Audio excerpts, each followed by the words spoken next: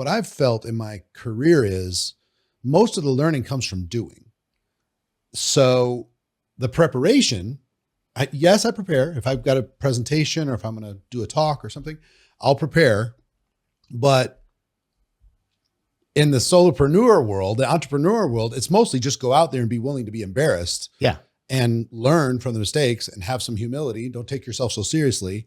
But in corporate environments, a failure can be devastating. So you have to be careful about how willing you are to break some eggs. If you're breaking your boss's pet project's eggs, it's going to be a problem. It can be, but again, if you're doing the right thing, if you're prepared and you're making decisions based on data, and it's the right thing for that enterprise, and he fires you anyway, you're in the wrong place. You're in the wrong place. That's the wrong company. Okay. That's what you would do. You don't want the thing that kills entrepreneurial companies is politics, because someone will be afraid to do the right thing. They're trying to do what you want them to do. That's the worst thing that can happen. Versus being prepared, having the data to show you that this is really the right way to go as a company. You want to reward that person, not fire them. Welcome to the Excellence Project. My name is Eric Worre, and in today's episode, we have James Keyes, who is probably most famously known for being CEO and chairman of Blockbuster. What a story. You're going to hear about the journey through his career adversity, starting from very, very humble beginnings, rising through the corporate ranks, going to the absolute pinnacle, and having all kinds of challenges along the way, and how he dealt with it and how he came out with gratitude on the other side. I think you're going to get tremendous value from it. He's also the author of Education is Freedom, a new book that you should get your hands on. So with no further ado, let's jump into my conversation with James W. Keyes. James Keyes. I can call you Jim, yeah? You can. Well, welcome. Thank you. I'm glad you're here. Great to be here. So listen, I just want to go through your resume real quick. Sure. And then we'll get into conversation. All right. Real quick. That could take a while. So it could. So James Keyes worked for Gulf Oil, Citgo, which is a subsidiary of 7-Eleven, became CFO of 7-Eleven, COO of 7-Eleven, and ultimately president and CEO of 7-Eleven. That's correct. Big company. And then became chairman and CEO of Blockbuster. So go through that, then that whole story. Currently, you're chairman of Wild Oats Marketing.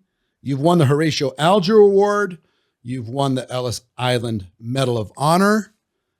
You are the founder of the Education is Freedom Foundation.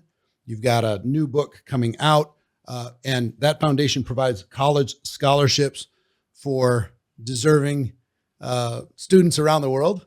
It does. Great work. Great work. Thank you. So what a roller coaster ride you've been on. Yeah, I've had some adventures. Yeah, my gosh. So we got connected because you happened to be in town for CES. Yes. And you were gracious enough to come over and sit down and have a conversation. I'm so glad you did. And I can't wait to figure out how this all goes, because you took a traditional path. I took a non-traditional, kind of more entrepreneurial path. But I think a lot of corporate people have to at least have some entrepreneurial attributes in order to be able to take risks, survive, figure out how you're going to navigate, deal with changing environments, all of that stuff. It's my next book, The Corporate Entrepreneur. Really? Yeah. No, I've got it half written because it's true. Even in corporations, you have to be an entrepreneur to succeed. Yeah. I think the first time from Brian Tracy, he said, you need to think of yourself as the CEO, no matter what you do in life. Exactly. You're the CEO of that task, that service you're providing to the company. Exactly. You're the CEO of that. If you have people reporting to you, then they're part of your organization, and you're going to use that to leverage and provide a service or a value to the organization.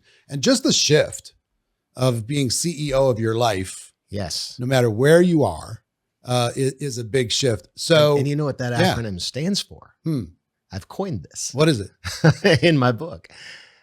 CEO is an acronym, I think, not just for chief executive, especially if you apply it to your own life.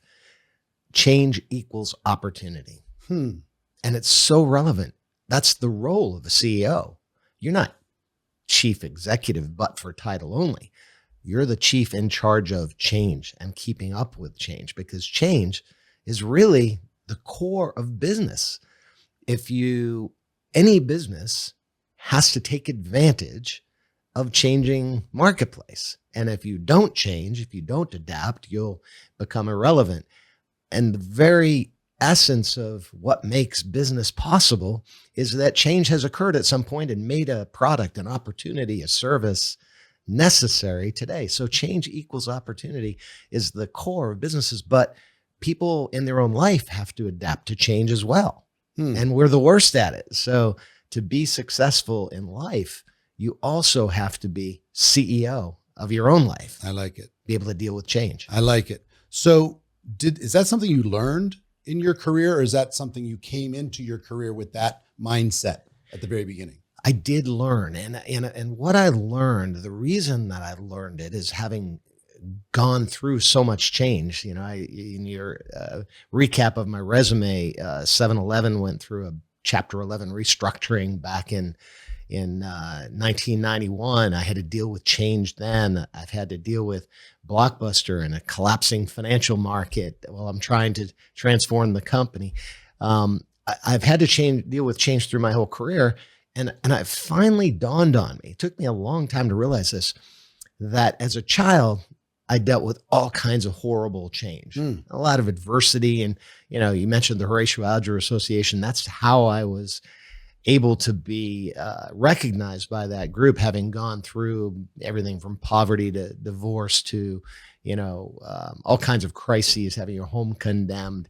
Can you talk about that a bit? Sure. Because yeah. I think that origin story, I just listened to an interview with Walter Isaacson, the biographer, just recently. Long interview. I probably listened to it 3-4 times because he talks about the characteristics of great leaders, and a childhood trauma is almost a given for everybody, from Jobs to Musk to Bezos to, you know, you name it, across the board. There was something there, Yes, that was became a driver. He even said in the interview, he said, I had this sweet, nice upbringing, and I've had this sweet, nice career, and as a result, I'm less of a driver, and I'm somebody who writes about the people who had the trauma, and that created some of the drive in them. So I found that interesting. But so please, as much detail as you're comfortable giving. sure. Where'd you come from? Perispera ad astra. It's Latin. Okay. NASA loves this. From adversity to the stars.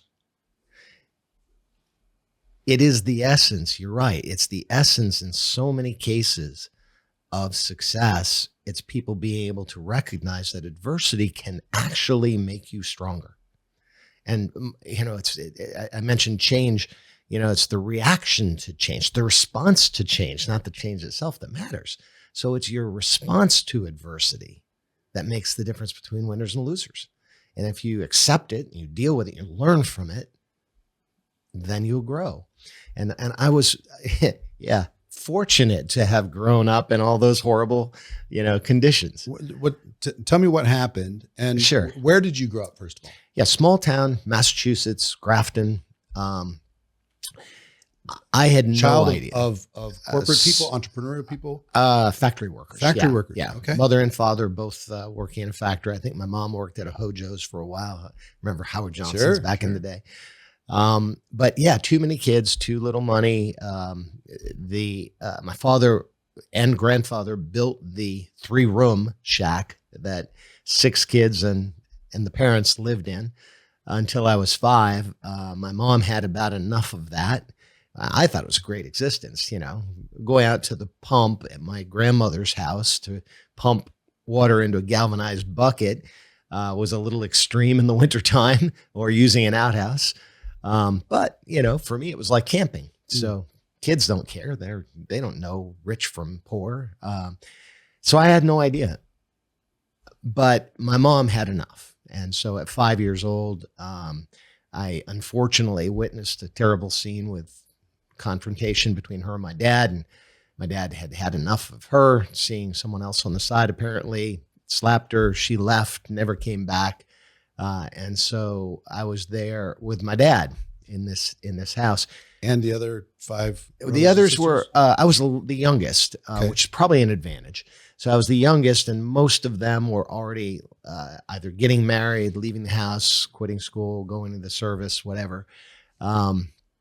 So I was, for most of the time, growing up as a single child, if you will, because my siblings had all, pretty much gotten out of the house. And, again, the first example of adversity being a blessing. So here's this horrible scene where my parents literally gave me the choice. Who do you want to go with? Oh, Yeah. And they tell this story that I walked out with a little like bag from the grocery store with all my stuff in it. And I said, I'm going to go live with my sister Pat until you guys figure this out. And they let me live with my sister for about 6 months until I started school, in which case I had to decide where I was going to go. So I chose my dad. Of course, that was home. And what a blessing that turned out to be, because he would only live for another 6 years after that, and I would lose him. So I was fortunate to have made that decision and got exclusive one-on-one time with my father, who in the book, I say to my dad, who taught me to fish, because he was a fisherman. It was awesome. Took me camping, taught me outdoorsmanship, taught me to shoot, taught me to hunt, taught me to fish, taught me all the basic things that are so good for a boy growing up. And then, of course, I lost him. And the harsh part was, him being in and out of the hospital was hard.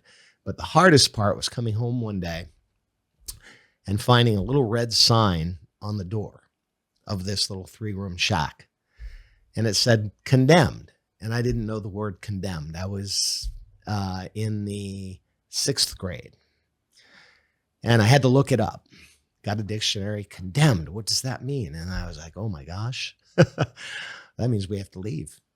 And the town, it turns out, because a visiting nurse had come to care for my dad, the town had decided, well, they don't even have running water. They don't have heat. They don't have any way to sanitize equipment. And he's very ill. So we're going to condemn this house and put him off into the Veterans Administration Hospital, which they did, which left me without a home. what a decision to make. Yeah, it's a How little did they not harsh. think through the consequences of that? Well, then I again opted for one of my siblings. So your father struggled with health for a bit. He did. He had colon cancer, which back then was a tough. very, very serious thing. Yeah, It still is a serious thing. Of but course. the mortality rates were far worse, back in the day. And yeah, so he struggled with that in and out of the hospital for, his last 3 or 4 years. wow. And then finally it got him. And so I had, in the interim, while I was in the hospital, lived with a brother, which again was good for me. He was a truck driver. So I learned to drive a truck when I was 12 years old, a semi, which was really a cool thing. My mom was in a trailer park at the time, and I was really dreading the trailer park. Ironically, it turned out to be a good thing. They had running water. So, could actually take a shower for the first time in my first 12 years. Really? Yeah. I had one bath that I remember. It was at an aunt's house. I know. So how did you clean up? Like with a, I can't even towel imagine. or something? Yeah, we had a little galvanized bucket that you'd heat the water on the stove and then pour it into a galvanized bucket and, kind of splashing yourself. My siblings tell the story of me being a little baby and I got the first water because I had to actually get in the bucket. And then everybody got to use it. Everybody had to use it after that, which they weren't very happy about. Wow. All right. So you went to your mother's for a bit? I went to a brother first, and then finally decided, my mother had wanted me to come back. She had decided to go with a gentleman, that same guy she had been seeing when she and my dad had their confrontation. He had a small home, very modest home, and that was better than the trailer park. So she wanted me to have a nice place to grow up. So moved in with him and then asked me to join them, which I did.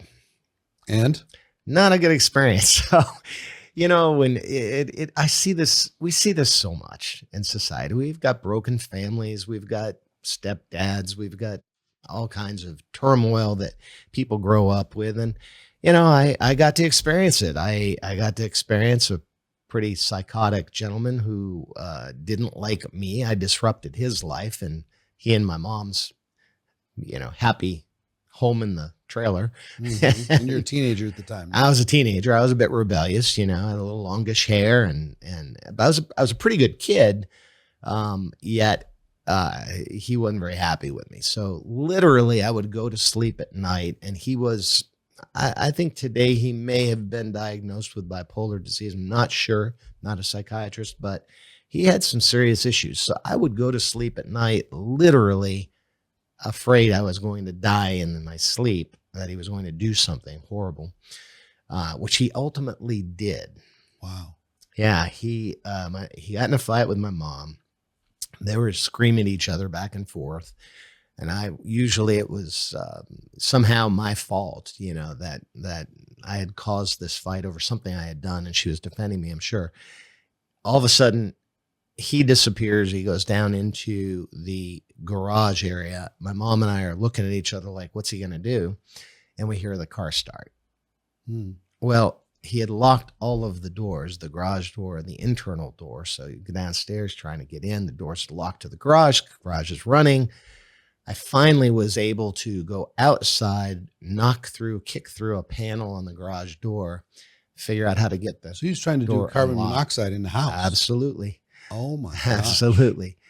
And I was able to get the garage door, broke a panel, got the garage door open, threw it open, and literally had to drag this man out of his car. So he was going to kill himself and kill the family. Presumably, who knows what was going through his head. Wow. So here I have to resuscitate this guy. Not a good scene. And I'm like, 14 years old, something like that. And saying at the time, as I'm sure many people do, why me? Why do I have to experience things that I don't want to have to be? I'd like to just go back and do my homework. Right. Why do I have to be experiencing things like this at this age? So what was the next step? Did that break up? Did you move? Yeah, my mom, that was the final thing for my mom to throw her over the edge. And she ended up, to her credit, she's a pretty amazing woman, and was working in a factory, but was able to buy a small duplex home not far from that house. And we literally, it was, again, I had this thing for 3-room houses. We had a kitchen, a living room, and 1 bedroom. And so, between her sleeping on the pull-out couch, which I did for the first 6 years of my life, and the ability to lease the second half of this duplex to someone else and help pay the rent, turned out to be a great thing. And we lived there through my high school years, and until I went off to college. Yeah. So tell me, so all of this stuff shapes you, and it provides these inputs, and it provides these drives, and you didn't let it destroy you. You didn't go down destructive roads. You decided to use it as fuel in one capacity or another. When I look at your resume, this is like somebody who went down the perfect path. Yeah. Through education, silver spoon. Yes. Yeah. It looks like, here's a person who had every opportunity. So to hear that upbringing is very interesting. So how did you figure out college? Well, first of all, it wasn't expected. I mean, no one in my family had gone to college. No brothers, sisters. I had one uncle that I had remembered who had gone to college. And that was it in the entire little family universe. So it wasn't expected, but at a very early age, and this is where the adversity comes into play, something clicked in my brain that said, no one's going to take care of me. I'm out here on my own, and I have to figure this out. And I started to apply myself at school.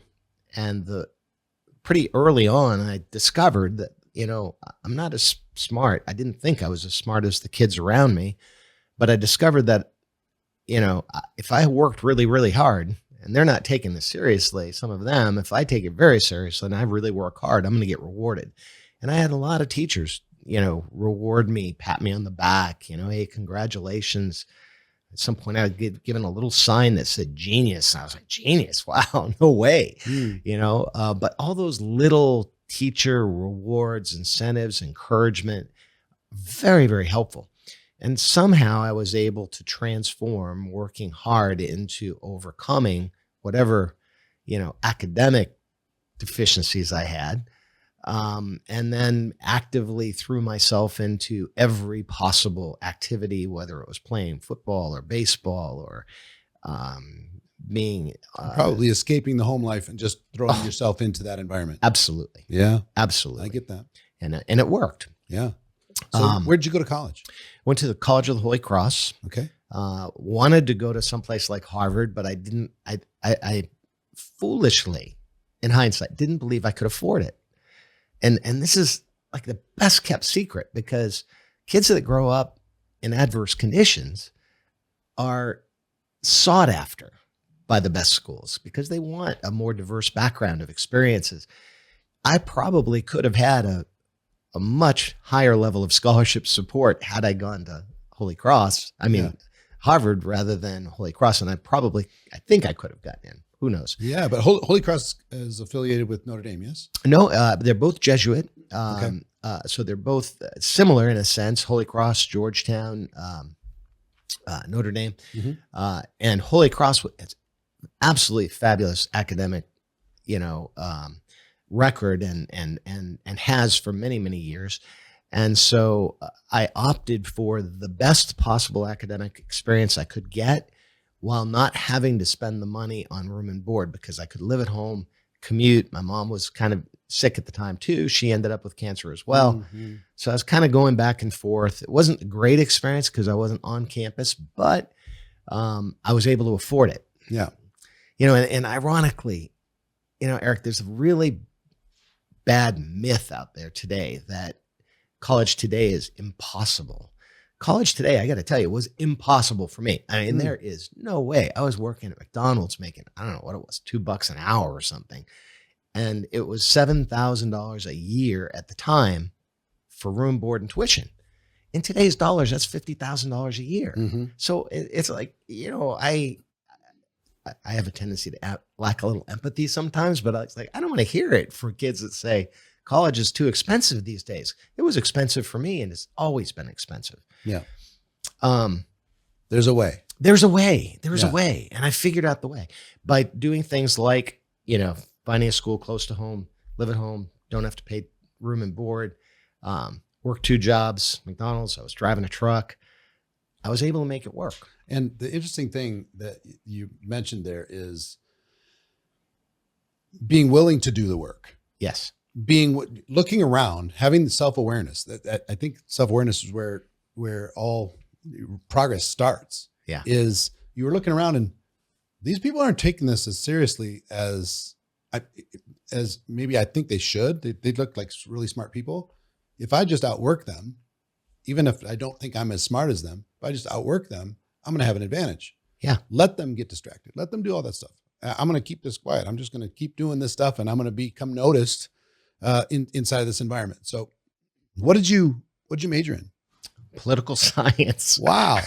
Of all things. Yeah, I know. Not exactly a career trajectory for running a major corporation. Right. So you go through that, you graduate, and I'm guessing it wasn't the total separation from home experience. Right. So you're still kind of connected to all of this stuff, you know, being scrappy. Yeah. Finding a way. Yeah. So you graduate and how long did it take before you go to work for Gulf Oil?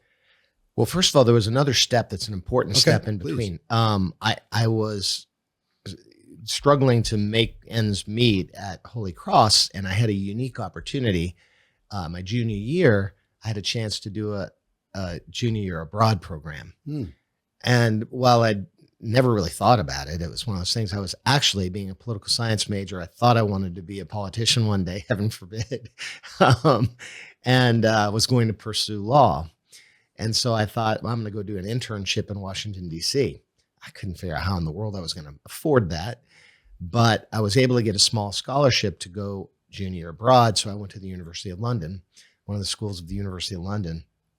Life-changing experience for this kid that grew up in the middle of, central Mass, had never experienced any diversity of any form. And now I'm thrust into an environment where I was suddenly the minority. I was the Yank. People were kind of mean to me. They didn't like my accent. They assumed that I was, very cocky and rich and arrogant, as their perception was of so many Americans. You have a big Boston accent at the time? I had a thick Boston accent. You molded it. I can't hear it. No, I know. The year of living in London kind of messed up I came back a real mess. But I used to say ka and pizza. Yeah. Tried to do a TV commercial once, and I couldn't say polar cola. Oh, what would I said? Pola Kohler. Pola Kohler. Okay. They were horrified. They fired me. No, you can't do that. That's not going to work. No. But yeah, so anyway, so I'm thrust into this new environment. And I recognize the need to adapt. I'm in their place. They're not in my place. I can't be a boisterous, loud. I mean, just something as simple as you go to the pub. I could not sit in a pub and talk. I would sit in a pub and I had to be playing darts. I had to be playing pinball. I had to do something because that's what we do, right? Yeah, for sure. And they talked, and it drove me crazy until I realized, you know what? I have more to learn, and these guys are different from me. And the more I learn from them, the better off I'll be. And I adapted, and by the second year there, I knew I made it because the second semester, a bus full of Americans came in. I was a little horrified. They get off the bus with the short pants and the camera and the kind of boisterous looking tourists, right? And one of them came up to me and asked for directions and thought I was local. And I said, I think I've made it. Yeah. I'm one of them. You've adapted. I've adapted. Yeah. And I played cricket. They invited me out to play cricket. I played cricket, played rugby, did all the things. But it was a fabulous experience in a chapter I put in the book, cultural literacy. Forget about the word diversity. That's too polarizing today. Cultural literacy is what it was all about, because I learned from Pakistanis, from Indians. Talk about helping my career later on unknowingly. I learned their culture. I learned about them because I was living with them. I was going to school with them. And it was such a blessing to be able to earn that cultural literacy that would be so beneficial for me dealing with a Chinese licensee years later, because I learned that I had to learn before I spoke, before I did business. Kind of some humility coming into interactions and some awareness as well. Exactly. So exactly. All of these things, it's so fascinating. I like to kind of deconstruct and look for defining moments in a life. Sure. And there's so many, there's probably 20 that would stand out if you were going to pick them out of some timeline of your life that really were the big ones. But then there's thousands and thousands of little ones. But do you go on that junior year or not? Right. Or do you have a limiting belief that, no, I can't do it? Right. Or do you say, you know what? I'm an American. They either accept me for what I am or they don't. And you don't learn from that experience. You don't learn to adapt. You don't learn to be sensitive to somebody else's culture or habits or way that they act. I'm a gamer too. If I'm in an environment, there's hanger-outers and gamers. I want to play something. I want to, let's shoot pool. Let's play darts. Let's roll dice, anything. Right. But just to sit there, unless it's a meaningful conversation, then I'm all in. Right. But if it's just a mindless conversation or it's just a little gossipy conversation, I am out. I'm worthless in a neighborhood cocktail party. Me too. I cannot handle it. But as you're describing this, there's a 4, 5, 6, 7 just in the story defining moments. Do you go or do you don't go? Right. Do you go to college or do you say, you know what? Nobody in my family went. So, why should I go? Right. Some people say, I'm going to go to the factory. It was good enough for my dad. So it'll be good enough for me. Right. So want to make money, want to buy that car. Yeah. Having the awareness, being able to figure out, instead of being a victim in the circumstance and not applying yourself to your studies, you say, you know what, this is going to be an advantage for me. Mm-hmm. I'm going to step in.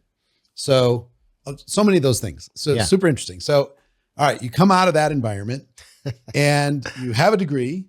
Yep. What did your family think of you getting a degree? Was it a thing? Yeah, it was pretty shocking. I mean, my mom was always very, very proud, the proud mom. That's very typical. The rest of my family was, also very proud, a little scratching their head, how do you do that? Where'd that come from? Do you think you're better than us? And do you get any of that? Oh yeah. There's a really important point there, because I've had to deal with that both with friends and family. Mm-hmm. I have two kinds of friends and two kinds of family members. Classic example. One brother, for example, will say, oh my gosh, this is amazing. I'm so proud of you. I am just beside myself with what you've accomplished. Another brother, God bless him, and I love both of them, but he's like, yeah, you won the lottery, dude. You got lucky. I'm going, no, you don't understand. I worked really, really hard.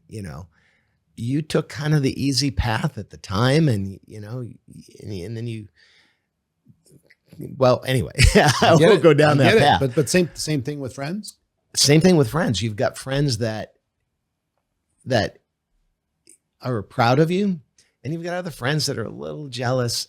But here's the worst part, and this happens both with friends and family, is when they perceive that now you're different, and you're like, no, I'm not different. I'm not going to hold this against you. I'm not going to hold myself above anybody else. I'm the same old me. But there's a perception often that you've now become an elite, which makes me absolutely crazy. I am so far from being an elite, right? But that perception is really awful. And it's something that's going on in society right now. For There's sure. a lot of this talk about the elites and all this kind of stuff. It's like, come on, everybody can use a dose of humility. It doesn't matter what you've accomplished, how much money you have. And and people respond to that in different ways. I think I've confused my family mostly, because from the outside looking in, it looks like it's an easy path, right? Like you make it look easy, right? Well, no, it's not easy. It's just different decisions, and sometimes it's the little jabs. Yeah, it's not that you're a jerk, we hate you. No, it's kind of a smirk or an eye roll or a shake of the head, and some people say, you know what, I'm sorry you think that way, love you anyway, I'm going to keep doing my purpose. And others succumb to that peer pressure. Yeah. And they let go of the standards and they fall back to the mean, and they give up a piece of their life just to be able to have other people think the best of them. Exactly. Or to make other people feel comfortable. Some people dim their light to make other people feel good because, they're shining too hard. You know what it is? It's the same thing. Go back to grammar school. Who raised their hand, right? And the peer pressure not to be that kid that raises your hand. It's like, oh, you're a brown nose, you're a suck up, you're this, you're that, right? But that peer pressure, that group pressure to conform to the mean, you're right, it's devastating. And at an early age, I somehow, thank goodness I did, had the confidence to say, I don't care what they think. I'm going to get the grade. The heck with them. Let them gravitate to the center. I'm going to raise my hand. Yeah. And that ability to overcome your own fear and insecurity, because that's what you have to do. They're going to make fun of me. Okay, let them. I realized that separation anxiety that you have as a child keeps happening if you have big aspirations, big goals. You know, the example that I like to use is like if you're in the 4th grade and you decide you want to go to the 5th grade, but nobody else does. Your teacher discourages it, your parents discourage it, and all the other students say, you know, we're going to do the 4th again. And you're like, this doesn't feel right. I want to go to the 5th grade. And they give you all kinds of pressure, and it's painful. They'll make fun of you. They'll bully you. They'll do all kinds of stuff. But if you feel strongly enough, you go to the 5th grade, eventually some other people find themselves in the 5th grade. You make a new group, but the 4th grade people are still kind of close and they're still poking. You know, every time you go home, they're still poking. Exactly. And you think you're done. But then you go to the 6th grade and the 5th grade people say, we did that once. We're not doing it again. And it keeps happening layer after layer. As entrepreneurs, every level we level up, there's some people that don't want to follow that journey and are going to judge you. You're like, how many yachts can you water ski behind? All that kind of stuff. Yeah. And it's not about that. It becomes, it's accumulation first to take care of yourself. And then it becomes about contribution. People don't understand how much of your fulfillment as an entrepreneur, as a business person, as a member of society is contribution and how you're helping others. I have a great story for that. Please. Summer job. Mm-hmm. Starved to death, trying to figure out how to make money for college, right? Went to work one summer, Bay State Abrasives, Massachusetts, where my dad worked, right? This is a factory, tough place. They cut big blocks of abrasive material down into cutting wheels and little pieces of abrasives that can be used for industrial purposes. So it's a serious factory. And I applied for the job. I got the job because my dad had worked there for many, many years. And it was good pay compared to McDonald's and driving the truck. So I decided to do that to supplement for the summer. And they had this thing called piecework. Have you ever heard of piecework? I think so. I don't know if it's by the piece or if it came from World War II. And is it just like extra stuff? Yeah. The more you work, the more you make, the more you get paid. So that it's kind of like they have thresholds. And if you make 50 units an hour, we pay you this salary. And if you make 60 an hour, we'll pay you this much more, right? So I'm a high school athlete. I'm in there. I'm going, this is not hard. They put me in front of a machine. I kind of realized why my dad didn't like it so much, because it was pretty tough work, hard physically and mentally. Just standing there all day long doing the same thing was really tough. But I was going to make money for college. So, man, I'm just blowing away the numbers.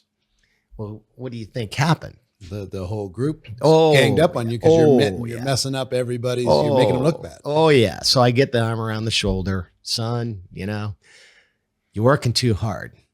Calm down. It's like, oh, yeah, thanks. Okay, got it. I'll slow it down. Maybe a little.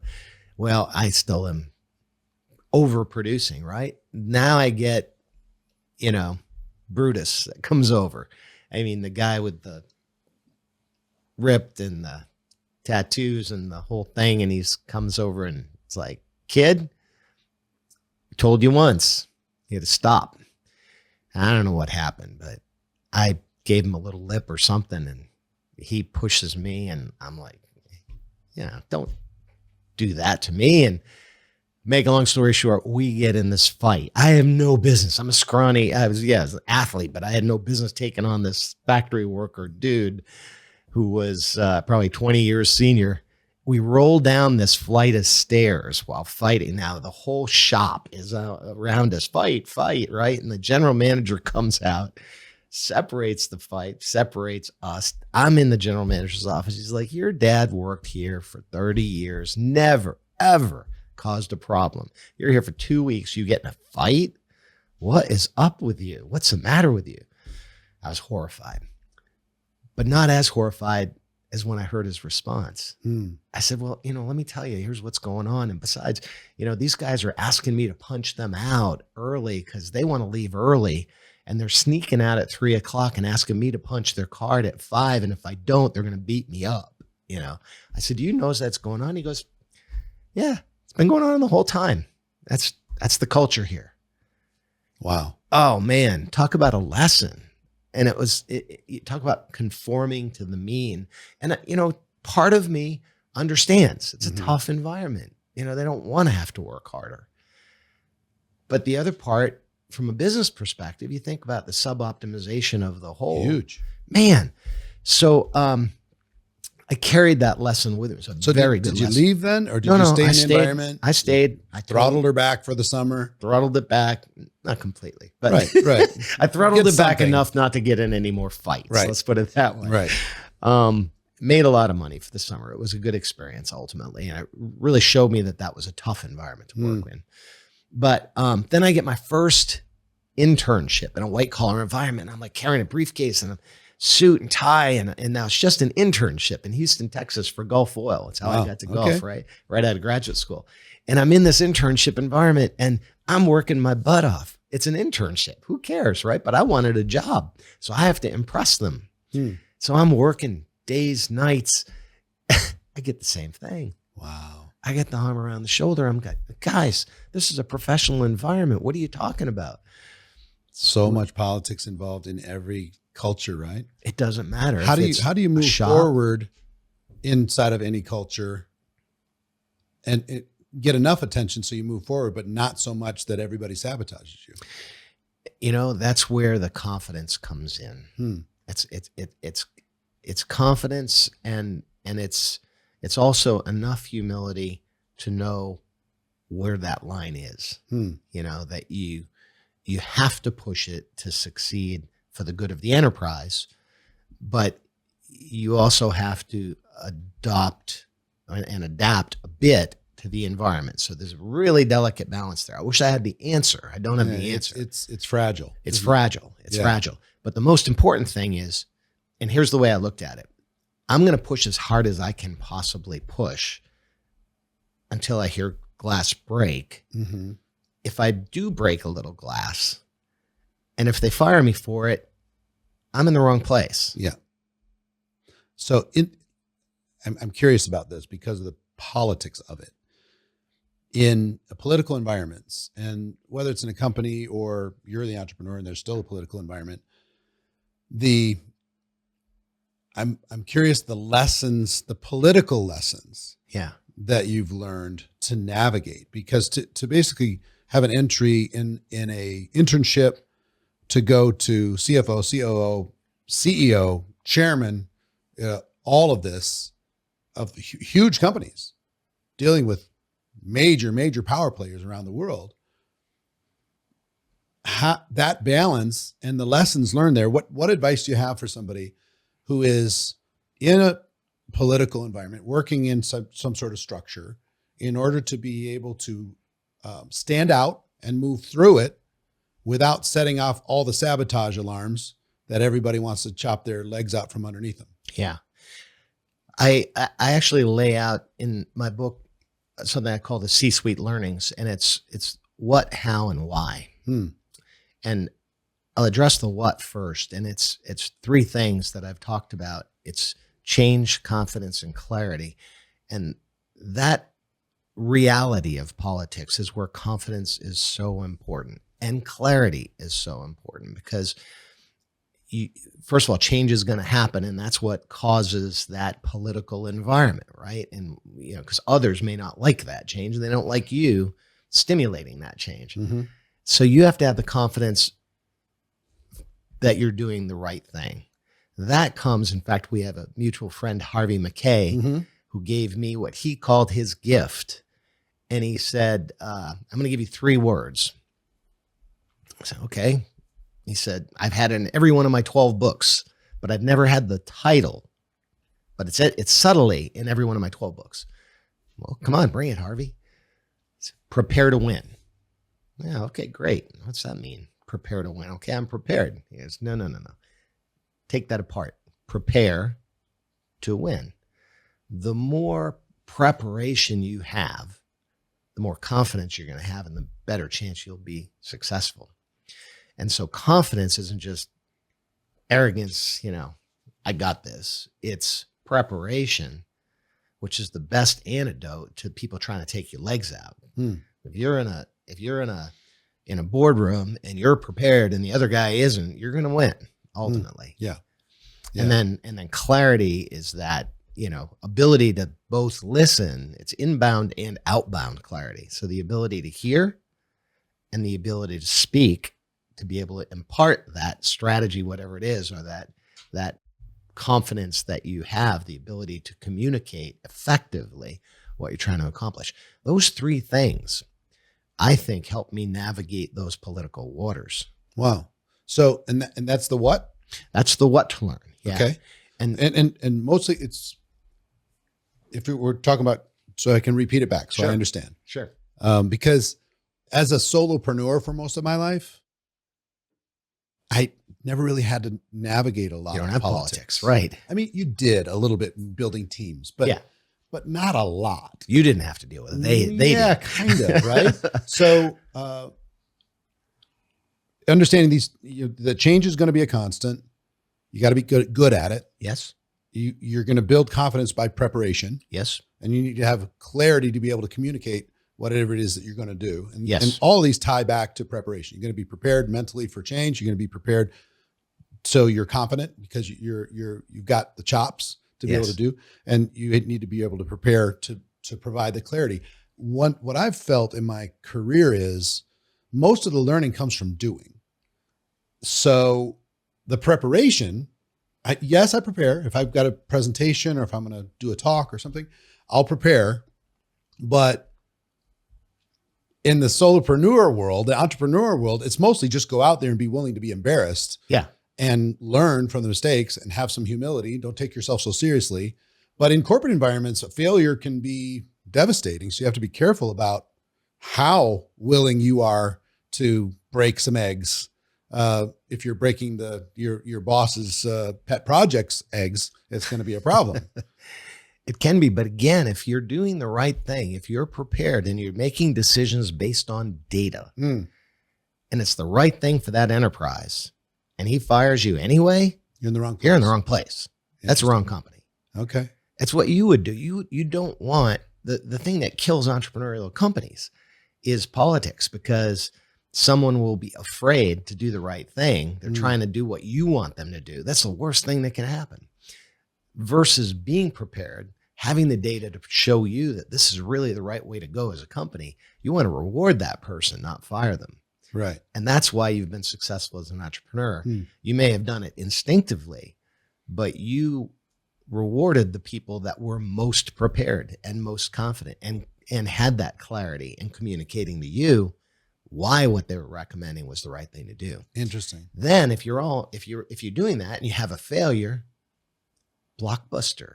Right. We'll talk about that We're later. going to get to it. Yeah. But if you do, you can hold your head up and say, you know what? I did the right thing.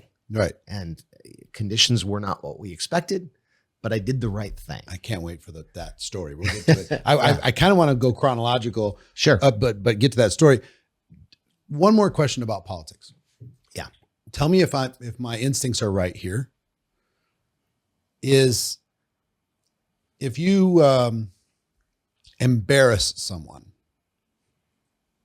or if you slight someone, they'll remember that a long time. Oh yeah. Oh yeah. If you're well-meaning and you're respectful, even in challenging somebody else's belief systems or their decisions or whatever, does being respectful, being kind, not purposely trying to embarrass somebody else for your promotion, does that as a mindset and a way of working, does that get rewarded long-term, or are you too nice of a person to get run over? Yeah. Again, there's a balance. You can't be too harsh. You can't be too nice. There's a balance. And the balance is, I'm going to give you now the why to learn. Please. Because that's what's so important, and especially in politics. And we see it in the greater political arena today, worldwide. There's a phenomenon going on, and I'll share it with you. The why to learn. Why is it so important that we do go to school? Why is it important that we study other people, et cetera, et cetera? The why to learn is three things that I've characterized as collaboration, because as an entrepreneur, you've run into this 1,000 times. what kills so many entrepreneurs is they're entrepreneurs. They're rugged individuals. It's like, well, wait, no, I can't do this by myself. I have to have a team. And then when you have a team, you don't want to let the team do it. It's like, no, let me, I got this, right? So collaboration is a really hard thing to learn, and you have to kind of learn it by doing. But at business school, they force you into a case study. It was a dreadful experience. Like, no, I don't want my grade to depend on this knucklehead. And then you realize, wait a minute, this is an accounting case study. That knucklehead's got a CPA. I don't. Whoa, what am I going to contribute? Now I've got imposter syndrome. I shouldn't be in this case study. And then you realize, yeah, but they need some creative solutions for comparing balance sheets. And you come up with one and they go, whoa, that's great. And they embrace you as part of the team. You learn the power of collaboration, right? Mm-hmm. Collaboration's the antithesis of politics. But it's what makes a democracy work, ironically, because a democracy is based on the collective will of the people, which requires collaboration, right? Mm-hmm. So collaboration in the business environment is equally important and something we gloss over. Say, oh, yeah, of course we're working together. Well, are you really?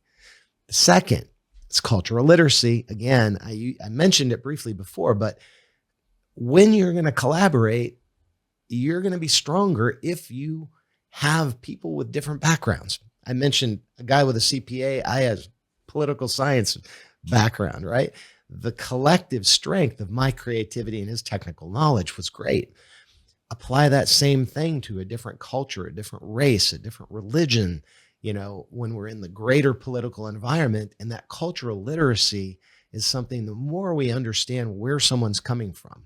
Another small example, I was traveling to Japan a lot. I finally, out of defense, sitting in board meetings in Japanese translation, I learned the language. Entirely different understanding of their culture, because I understood that something like the simple word "hi," yes, doesn't mean yes. It means I acknowledge you. Man, you're in a business negotiation. That difference is critically important to understand. Huge. Cultural literacy. I understand their culture now. I can do business more effectively, right? Again, why to learn? The third, and this is probably the most important, character. Because character is your brand. Do you have integrity? Can people trust you? And when you're in those difficult battles, crises in the company, right? The team better trust you and your word and your ability to do what you said you're going to do, or you're all going to collectively fail. Do you have compassion for others? Do you have humility? The ability to, and I define humility as not shrinking in a corner and saying, oh, I'm not as good as you. Humility is, I think, best defined as knowing that you have more to learn. So I think I'm really pretty smart, but I also know I'm not the smartest guy out there. But I may walk into a room and say, yeah, I think I'm a little smarter than most of the people in this room, but I also have more to learn. So I better be respectful of the fact. And yeah, I can show my confidence, but I'm going to learn from them. So those are the three things I characterize. So what to learn? Change, confidence, clarity. Yep. Why to learn? Collaboration, cultural literacy, character. Exactly. And then how? The how is something that is so ridiculously common sense that it's almost embarrassing, but it's so often neglected. The how to learn is things like critical thinking. How often in today's world, we talked about politics, right? In the greater scheme of corporate politics or the geopolitical world, how often do we really have critical thinking, or are we just taking what's fed to us from our social media channel, right? Challenging things, asking what the Socratic method that we all learned in grammar school, right? We're not doing that anymore. Yeah. Data driven or feedback driven. Why do you think that? Talk to me. I want to understand. Yeah. I don't want to I'm thinking about my rebuttal before you even finish your point, right? Sure. So critical thinking. Okay. The second, and this is something too, that we, as little children, you're curious. We kind of often stifle the curiosity in kids, right? don't stop asking me that question. I don't know how a car is made, Or why the sky's blue. I don't know why the sky's blue, but that curiosity is how people learn. And it's how we learn each other and get to know each other. Right. And then finally, my favorite is creativity. Einstein called creativity intelligence having fun. And I mean, think about the academic process. It's a drudgery for most people. But if you can find a way to make it fun and to make it interesting, and you let your curiosity and your creativity light up something like science, biology, it can be fun.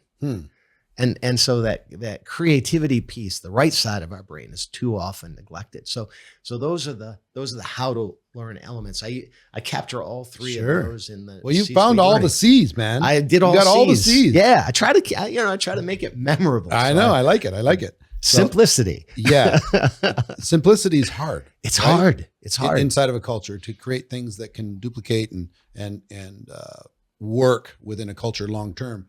Easy, complicated is easy. Exactly. Simple's tough. Einstein had a great quote about simplicity too. Yeah, he said, true genius is not making the simple complex. It's making the complex simple. Yeah, I agree. It's been a knack that I've had, is taking things that are kind of sprawled out. Yeah. And just get them all in one little simple thing, try and incorporate them into 3 things or 2 steps or a simple system or something that can replicate. All right. Well, this is all great. And thanks for the separate little course on how to be able to think as a CEO, whether you're in a political environment or you're not. If you build a team, there's going to be politics that show up. And if you can reinforce these three areas inside the team and empower people to kind of go down that path, I think you're going to end up with a better career for sure. Yes, I think, and a more effective team, hopefully. Yep. I think our leaders could use some of this. Yeah. Well, let's digress for one moment. Sure. Politics in the United States. Yeah. What do you see and what do you think needs to change in order for us to be on a better path? For starters, we need leadership. And I think the culprit is fear. I have a whole chapter on fear. And if you go back to World War II, if you go back to FDR, the only thing we have to fear is fear itself in his inauguration speech. And we are living in that period of fear. Turn on the news. What do you hear? Doesn't matter, right, left. What do you hear? They're coming to get you. They're going to hurt you. They're going to destroy our country. Both sides are saying it, right? Mm-hmm. And here's the solution. I'm not just going to give you the problem. I'm going to give you the solution. When you're a little kid, what do you do when you're scared? Call mom. Yep. What's mom do? She comes in, turns on the light. And when she turns on the light and shows you there's no monster under the bed, you're not afraid anymore, right? Well, what is light? Light is knowledge. And fear, ultimately, the root cause of fear, mostly, is the lack of knowledge. It's ignorance. I'm afraid of you. You're different from me. You're going to take my job. You're going to take something from me. I have to give something I earned hard, had a whole lot of hard work to do, and you're going to take it. You're going to steal from me. All of those things, you wrap them all up. It's the root cause of every conflict we've had globally. And if you can get inside of that fear, I use 2 cycles in my book that I talk about that are, again, this is common sense stuff, but it's so simple. If you think about the fact that ignorance causes fear, and fear causes anger, and anger causes violence. That's the root cause of war or terrorism. It's fear-based, right? If you can replace that ignorance with knowledge, then instead of fear, you're going to create hope, because knowledge gives you hope, and hope gives you understanding, and understanding gives you peace. So imagine a world where instead of dropping bombs, we're dropping books. Yeah. And instead of creating terrorists, we're creating teachers. And that sounds ridiculously Pollyannish, But I do believe so many of the issues we face in our political arena today, just domestically or globally, what business do we have today with conventional warfare, with tanks, right? What an anachronism. Mm-hmm.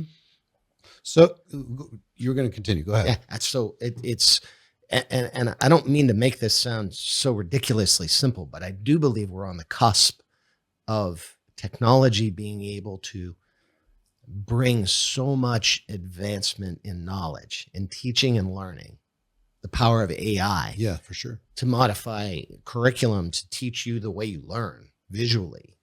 The thing that discourages me, is knowledge doesn't seem to matter in our highly polarized society. So if somebody brings facts to the other party and that doesn't fit their narrative, they'll either ignore those facts or they'll dismiss those facts or they'll attack those facts. Yeah. With somebody who's going to take the other side. Like people are wearing different jerseys, different games, different teams that they're on. And like one will just dismiss the other. And then, the other one will come with, and they'll just dismiss that, or they'll character assassinate it, or exactly. So there seems to be a lot of money in polarization. There is. Yeah. I've been the biggest fan of education, personal growth, personal development, feeding your mind and guarding your mind. I've been a huge fan of that, but it just seems to be a strange time. I have a word for it. Please. It's called militant ignorance. Huh. Yeah. I mean, think about it. Because I cringe sometimes. Some of my best, smartest friends say some things that I'm just horrified by. Amazing. And they're militant about it. It's like, damn it, this is true. And you know that they know better, but they're militant in their beliefs. Part of their cause. Right. It's part of their cause. And I believe that what happens, I'm like bring it right back on the shoes of on the doorstep of our leaders, because there's two ways to lead. You can lead with fear or you can lead with hope. And fear is easier. Either will work. Ronald Reagan, hope, future, the city, the shining city on the hill, right? Other leaders I won't mention. Yeah, they're coming to get you. Yeah, they're going to do to you what they're doing to me. Right. And that fear perpetuates this militant ignorance, because you've created that doubt in people's minds, and they've put their critical thinking on the shelf. Instead, replaced it with fear and anger, and the anger is a blocker. Thing that I miss in American politics, and sorry for international listeners, but this is a global phenomenon. It is. Well, I guess your word about collaboration being the answer to a lot of these things, why to do these things. The last time I remember collaboration happening in American politics in my lifetime was Tip O'Neill and Ronald Reagan, Speaker of the House and the president, because they had to work together. They didn't have to, but they chose to. Yes. Ideologically different, opposite sides of the spectrum, but they knew that if they didn't work together, it wasn't going to be good for the people. So they would negotiate. They would collaborate. They would have some battles and they'd win and they'd lose, but they'd shake hands and they could go out together afterwards and have a drink. And it wasn't so personal. They didn't want to assassinate the other side so hard. And I think the executive order just wiped that out in American politics, that president just stroke of a pen, call it, national emergency. And for the term of the presidency, they're going to be able to have that, and they don't have to negotiate with Congress and the Senate.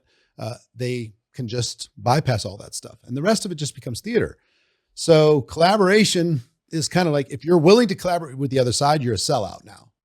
So hopefully we can get to a point of collaboration. That's my wish. I love this country. I'd love to be able to see it be a little bit more functional and agree on the things that obviously that we should be able to agree on. But nobody's willing to give an inch. They just want to they don't want to disagree. They want the other side dead. Yeah. I'm like literally. Oh, I know. But ironically, that's not a democracy. Go back to de Tocqueville. I know. Go back to the founding fathers. They recognized the importance. In fact, that's really the purpose of the title of the book, Education is Freedom, goes back to Jefferson, who said a democracy only can survive with an educated populace. Yeah. And an educated populace isn't one that has militant ignorance that gets so locked down on their positions, right? So again, there's a solution to this, and it's in our hands. That's why the subtitle of my book is "The Future is in Your Hands." This is in our hands as voters.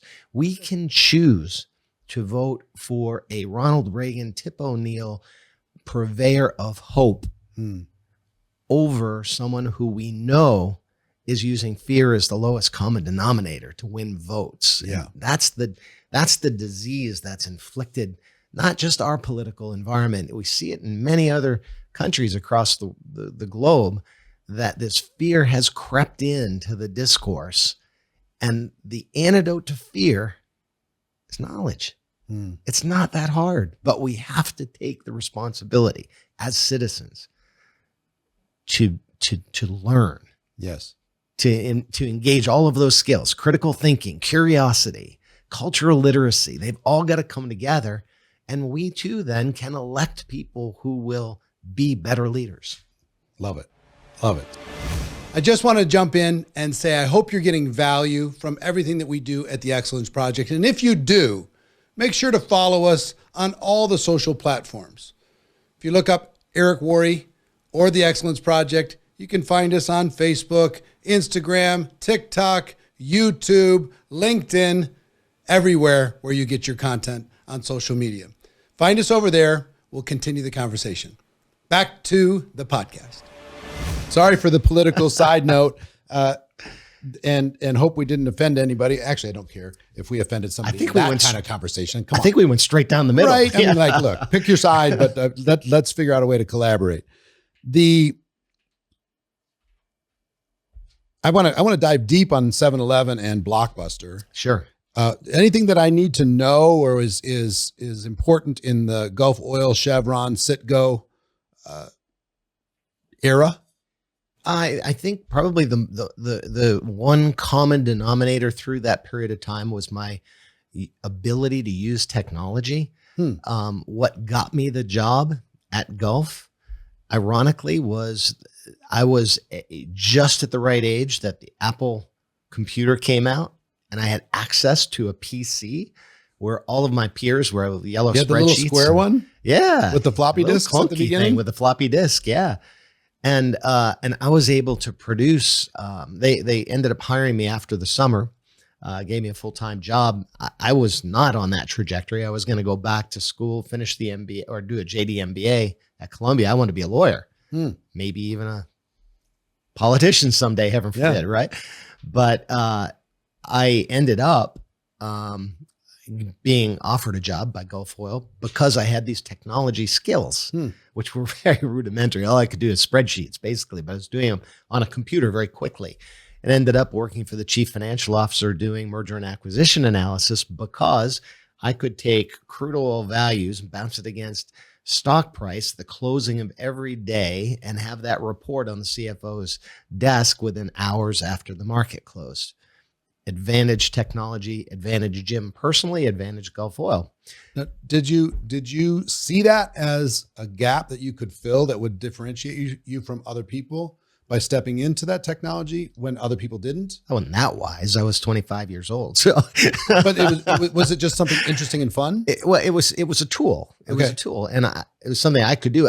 Honestly, I didn't realize what an advantage that was, but they were still running punch cards. Yeah, I remember. So they were, if you asked them to do that, they would say, no, I can't. I have to. Rooms filled with equipment. Yeah, exactly. And so yes, it gave me a point of differentiation, which is what, we think of differentiation for corporations. We don't think about how important that is for the individual. Mm-hmm. It brands career. You again. It brands you. If there's 10 people and they're all the same, but you have that plus this new thing. Exactly. Plus social media knowledge, plus technology experience, exactly. plus a CPA degree. Did you have to go get a CPA degree for No, thank goodness. to become a CFO? No. When they made me CFO, my wife will tell you the story. I went home that night and said, "Hey, good news! I've just been named CFO," and she's like, "You?" Yeah, right. Oh, and I funny. was like, "Yeah." By the way, where are those books? And I went back to Gordon Schillinglaw's accounting from business school. I had 2 accounting books. I took 1 accounting class in business school. So you just had to like Bone cram. up. Yeah. Let's see. Debits on the left, credits on the right. Is it? Yeah. So Citgo was a subsidiary of 7-Eleven. 7-Eleven owned an oil company. Correct. And then eventually you kind of moved into the 7-Eleven side? Yeah, the way I got to 7-Eleven, they had acquired this oil company. They were losing their shirt on it. It was the downstream of a business, of a vertically integrated company, City Service. They bought Citgo Petroleum out of that. They had refineries. They bought it for gasoline supply for 7-Eleven stores. But I had been working for the gentleman they hired from Gulf, now Chevron. They hired him to be CEO of Citgo. He knew I had these skills. I had been doing the merger analysis on Citgo because that was a recommended target for Gulf Oil. So I probably knew more about Citgo Petroleum than anybody in the country at the time because I had been spending months and months doing research on their downstream business. So he hired me to come in to be head of strategic planning for Citgo. So again, you were prepared. Again, I was prepared. Yes, preparation. And we did put a plan together for Citgo. We turned around the company. It went from losing 50 million to making 50 million in 6 months, literally. Wow. Yeah, it was a pretty easy fix, actually. And then we sold the company to PDVSA, the government oil company, Petróleos de Venezuela. Sold it, and the chairman and CEO of 7-Eleven, of Southland Corporation at the time, asked me to stay with 7-Eleven and run the retail gasoline business, which, of course, I was a kid right out of school that had done analysis. I didn't know how to run and operate $3 billion operations. Yeah. So, but I figured it out. Yeah. Well, you were CFO, COO, president, and CEO ultimately. I'm curious the differences because 7-Eleven was it. Yeah. I was thinking this morning before we sat down here, like 7-Eleven's not it anymore. There's lots of different verticals happening in the convenience store and in the gasoline business, but it was it at the time, doing the Jerry Lewis telethons and doing all of this stuff. Thank heaven for 7-Eleven. I remember all the jingles and all the stuff. Sure. So how different was 7-Eleven running that from running Blockbuster? Not at all. Really? Yeah.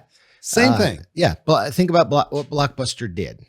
They were convenient access to media entertainment. They weren't a DVD rental company. They were about providing media entertainment more conveniently than you could get in the theater.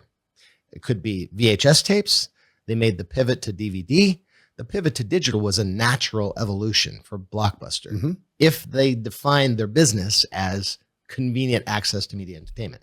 Just like 7-Eleven, it's not about beer, soft drinks, and cigarettes. The reason they went bankrupt in 1991 is that they had settled into that being their business. The son of the founder, John Thompson, shared with me when I literally sat down with him and said, "Should I quit? We've just filed bankruptcy." And he told me the story about his dad founding the company and how it was really about convenience, not about ice. That's how they started the Southland Ice Company. And he said, your job, should you choose to stay, is find things people need more conveniently than beer and soft drinks. And I took that seriously. And it used technology to be able to help do that. Again, common theme. And it was wildly successful. So you worked through the bankruptcy. Yes. Navigated that whole thing as CFO, COO. Yes. And how big was the organization when you were running it? We had 400,000 or 500,000 employees plus franchisees. So it was huge. 3 billion? Huge. 11. Something like that. We had I think it sold for 3 billion. It was revenues for 11, 12 billion. Something like 11 or 12 billion dollars. Yeah. As I recall, it's a long time ago, but yeah. So it was a big company, very big. Yeah, company. huge. And right with the the Y2K Oh, yeah. stuff that happened, Oh, yeah. through that whole process, Oh, yeah. which was probably interesting. But now I want to get to Blockbuster. So this is the headline, right? There's all these famous stories about Blockbuster. First question, I just want to know how much I still owe in late fees, because it has to be a big number. I looked it up before I came, and I think it was $75.37. But I'm here to forgive you. I'm here to forgive you for that. Oh, thank you so much. Yeah, I'm so happy. Special dispensation. Your late fees are forgiven. So, how did this happen? So you're at 7-Eleven. Did somebody headhunt you, or No. How did you end up in as chairman and CEO of Blockbuster? Quite the opposite. So I have to finish up the 7-Eleven story to show the evolution, because I was blessed, to have sat in all those chairs, dealt with the adversity, came through. Gasoline division outperformed everything else during our leveraged buyout. That gave me the opportunity to be the head of strategic planning. Was able to lay out the plan. They then made me chief financial officer to finance the plan. They made me COO, chief operating officer, to execute the plan, and then finally CEO to sell the plan to the investment community and grow the company. And from that experience, a fabulous learning experience. Most importantly, the theme of using technology to transform the business took us from 10 years of same-store sales declines, which caused the business to collapse, and too much debt. Another theme. Yeah. And then we went to 10 years of same-store sales increases, and a fabulous increase in EBITDA and net income. Stock went from $4 to $40. And we finally sold the company. It's a life-changing thing for somebody in your spot. It was a fabulous opportunity, because I was a salary guy for my whole career up until that point. I had no equity. I had equity, but it was paper equity. I was still making ends meet. Yeah. Worried about what bills I'd pay this month, even as CEO. Right. Because your wealth is all tied up in equity. You're still a reasonably young man at this time. Of course. Yeah. I was barely 50. Yeah. So and in that spot, all of a sudden you've got stacks of dollars. Yeah, it was a good opportunity. Yeah. It was a good equity opportunity. Thank goodness I hadn't sold any of my equity along the way. Yep. But then, so put yourself in that position. Now I'm still barely 50 years old. What am I going to do next? I want to take these learnings and find another challenged company, right? So I had two. And I did a lot of research. I built a little team. We had two companies we were chasing. One was Radio Shack, and one was Blockbuster. So did you exit the 7-Eleven before you did the Radio Shack Blockbuster thing? Oh, yes. We sold the company to done. Our Japanese licensee in 2005. Now you kind of said after 21 years. Yeah. Enjoy your life. Play some golf. Took about a year, 2 years. Yeah. Relaxed a little bit. Honed my flying skills. Did some other things. Right. Yeah. And then put together a team to say, okay, let's go do this again. Yes.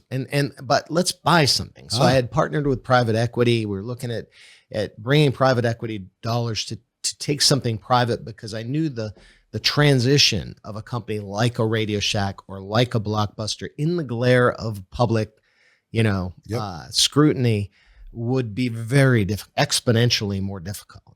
Because when you're a private company, you're dealing with investors that understand the need for the investment, for the turnaround, and then take it public once you're on the other side of the business transformation. That was the idea. Now, it sounds crazy. Radio Shack. Why in the world would I have wanted Radio Shack?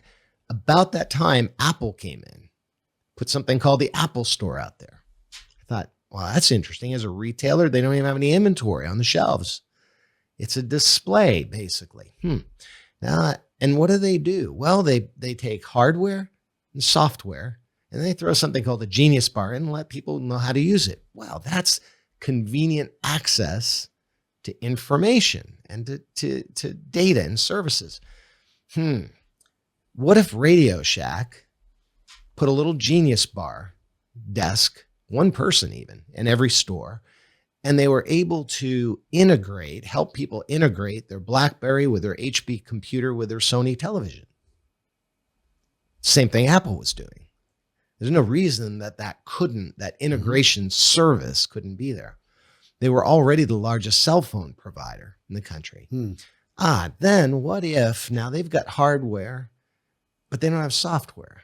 What if they bought Blockbuster? Because the largest need for software is movies and games at the time. I remember. So if you bought Blockbuster next, you could bring Blockbuster in, and every computer, every TV, every phone that you sold would come with Blockbuster baked inside.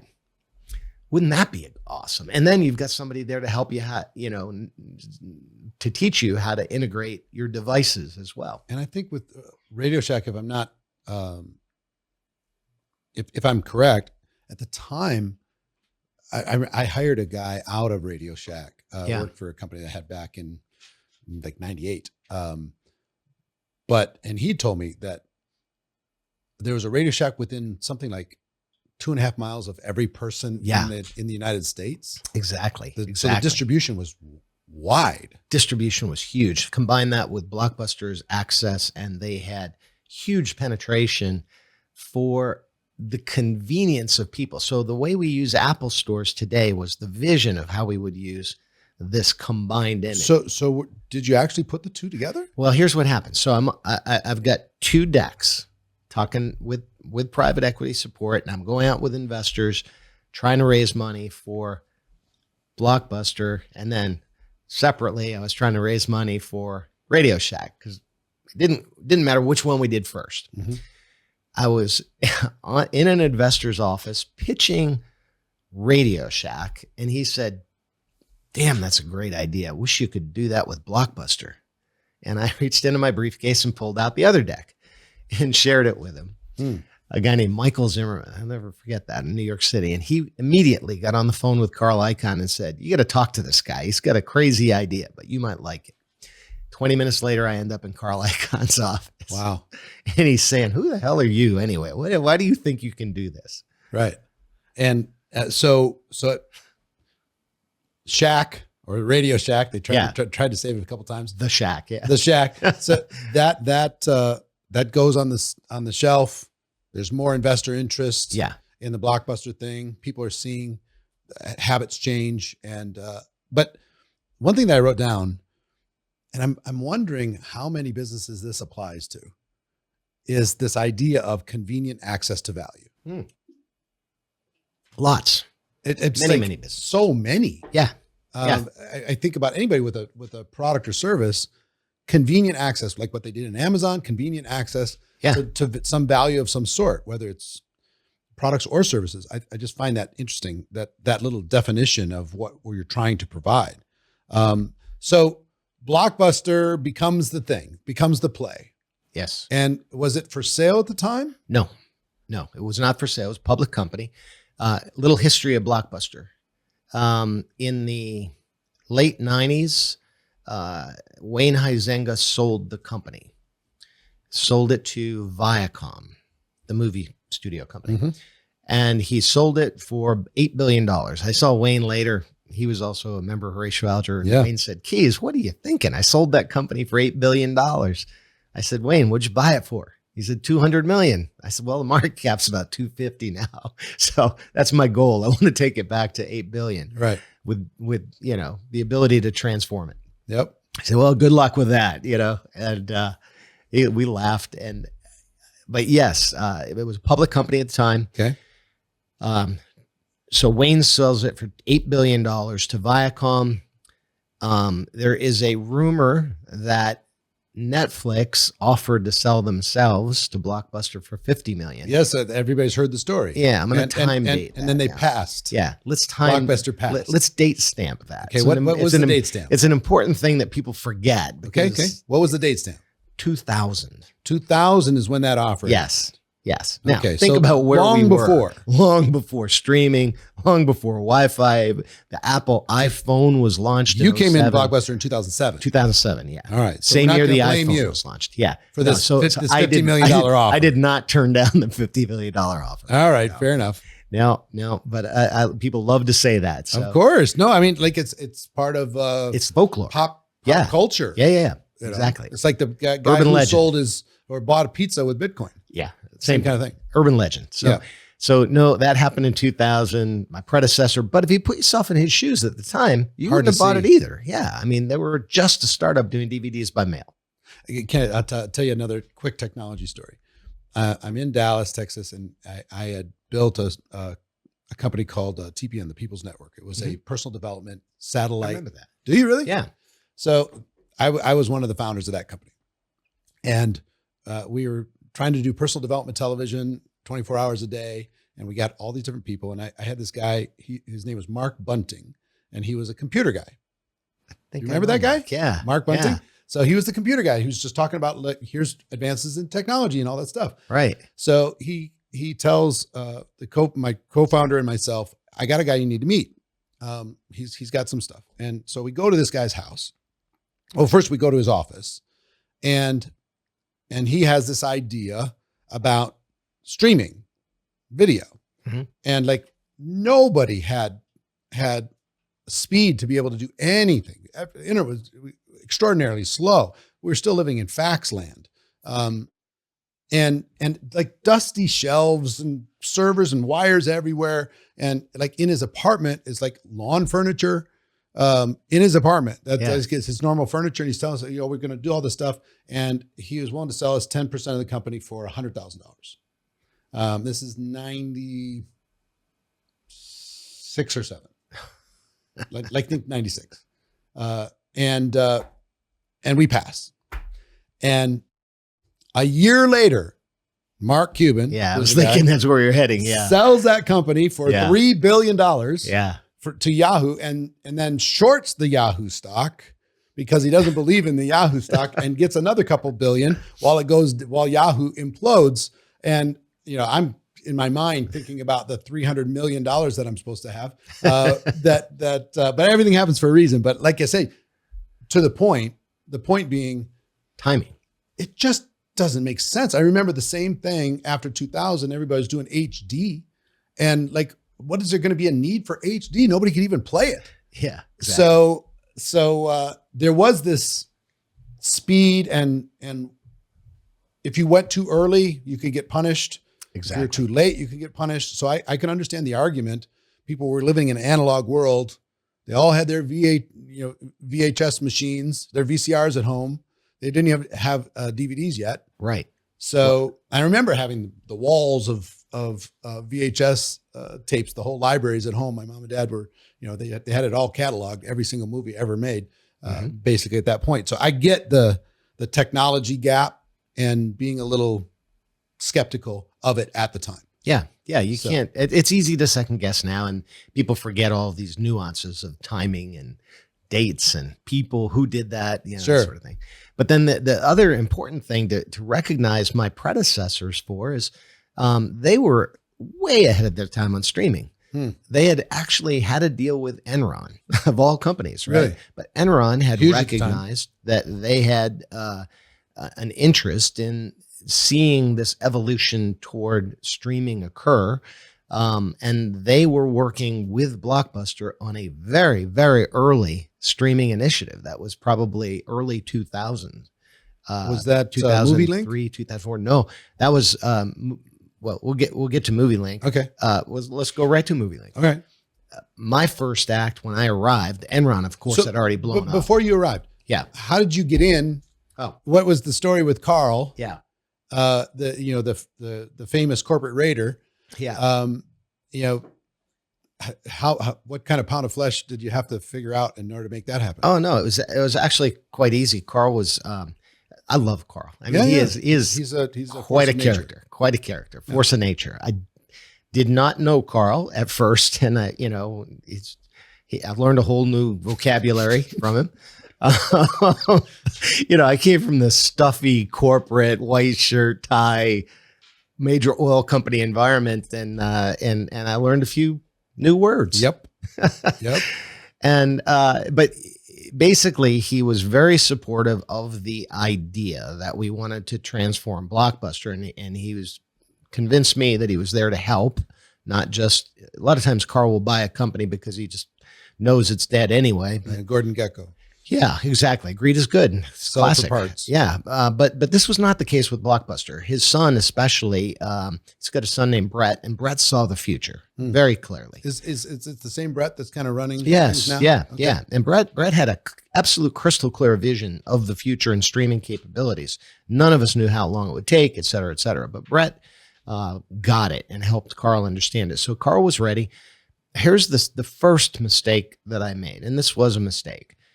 I had, as I said, we had planned to buy Blockbuster. So my discussion with Carl is, yeah, we want to take this private. You can kick some money in. We've got private equity money. We want to take this private and make this transition. Carl looked me in the eye, said, Keys, I'm the financial guy. You're the operating guy. Trust me, it doesn't matter. Public, private, who cares? You ran a public company. And I did. And I ran a public company through a difficult transition post bankruptcy.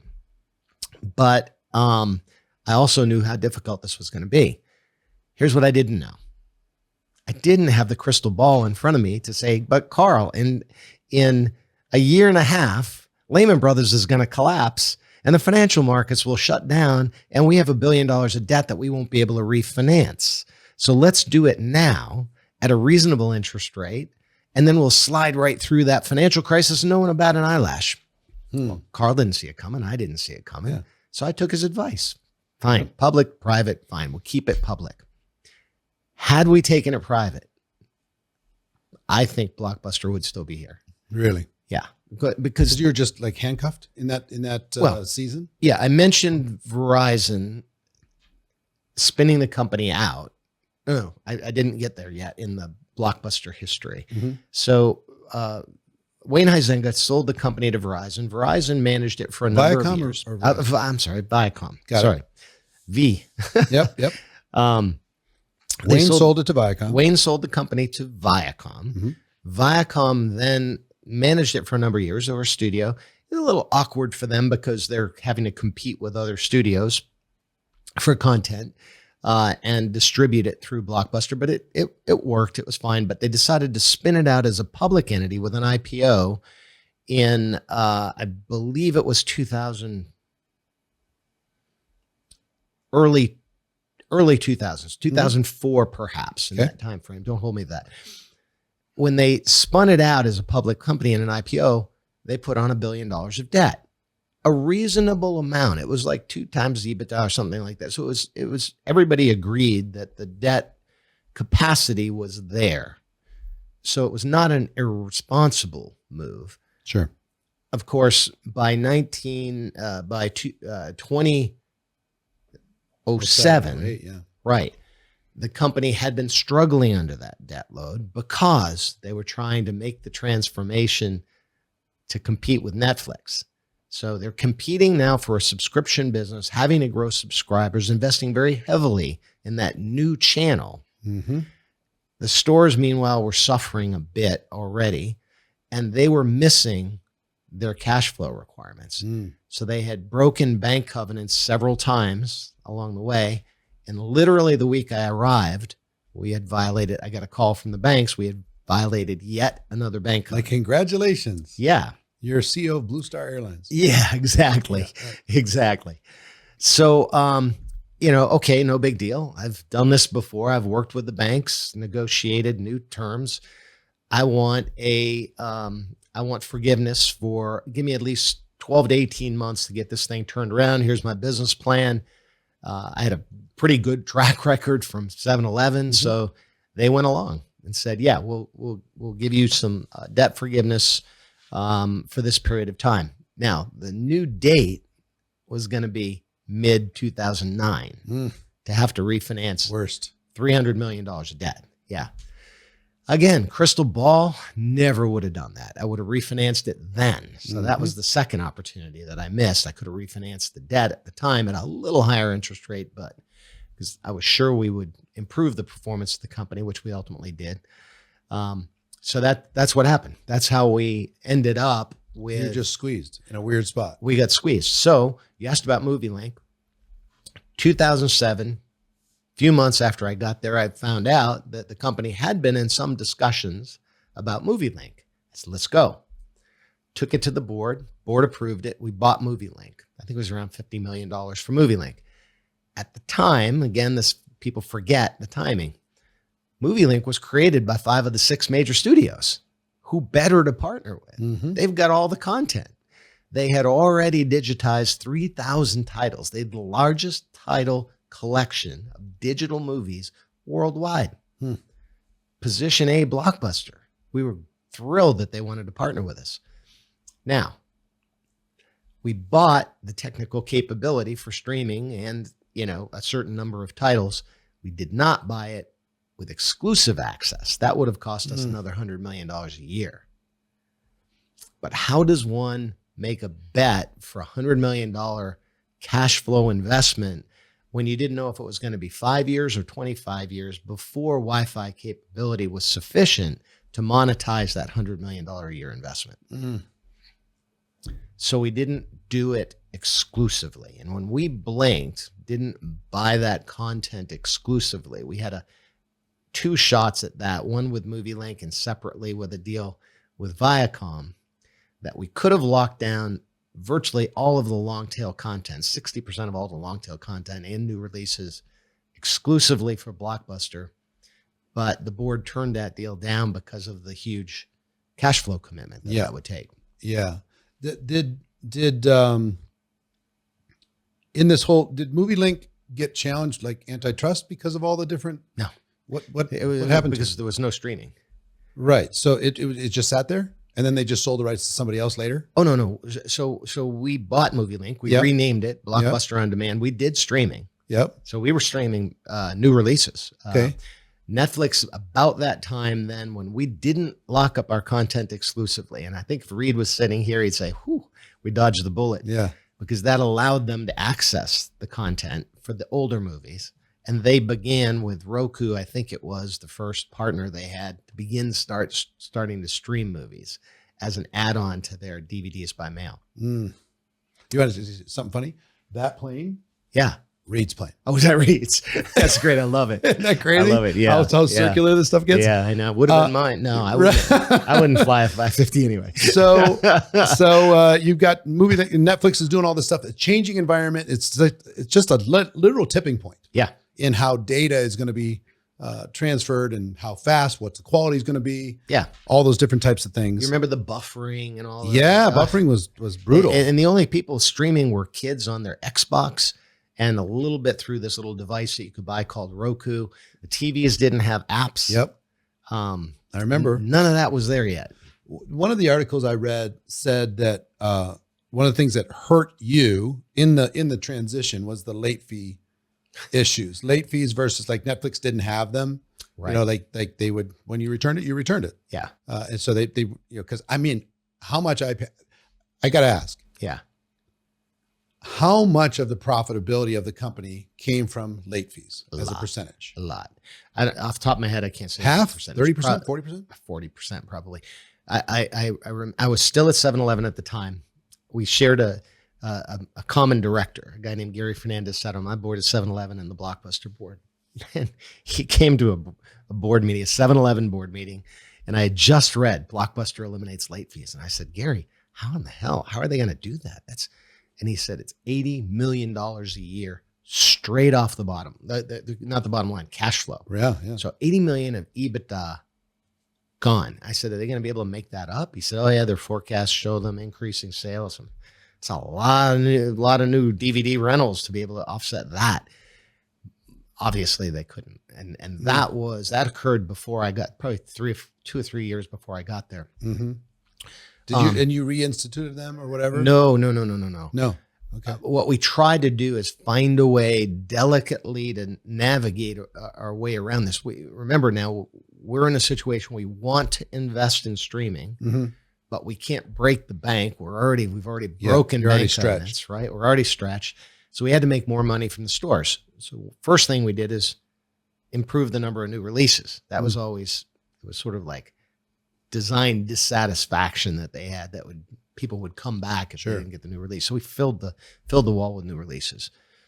All of that worked. The other thing we had to do is figure out a way when someone doesn't bring back a movie, try not to charge them a late fee, but there's got to be some, if you don't bring it back for 3 weeks, you bought that movie. Right. So we put in that kind of thing. Now people Similar to Redbox. Yeah, exactly. People then called that a late fee, but we had to find some way to collect for people that would just keep these things, because we were paying $15 for a new release, and you'd rent it 10 times in the 90 days before you had to pay for it. Yeah.